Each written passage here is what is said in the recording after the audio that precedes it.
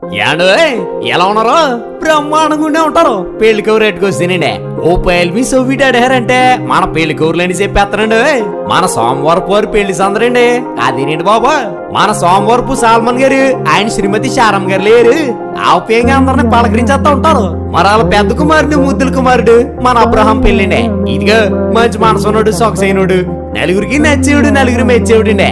ఏ మాటగా మాటగానండి ఆ మాటలోను ఆ పద్ధతిలోను లక్షణంగా ఉంటాడండి. మరి అన్నట్టు మన అబ్రహాం చేసుకోబోయే ఆ సక్కటి సొక్క ఎవరంటారా? మన ప్రకాశం జిల్లా కురిచేడు మండలం అగ్రహారం గ్రామ వాస్తవ్యులు మన కేసనపల్లి పాపారావు గారు ఆయన శ్రీమతి లీలమ్మ గారు లేరు.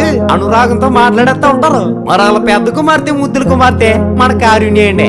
ఇదిగో కుటుంబ విలువలు తెలిసిన మంచి అమ్మాయి. మరి అచ్చ తెలుగు సాంప్రదాయాలు గచ్చిగుద్దినట్టు ఉంటదండి. మరి జంటను చూడాలి గాని సోడమచ్చడిగా సిలక గోరింకలు ఉంటారంటే నమ్మండి. మరి ఈ సోడమచ్చడుకుంటే జంటకు పెద్దలు వాహనం నిశ్చయించారండి. ఎంతగా పెళ్లి ఇప్పుడు అంటారా?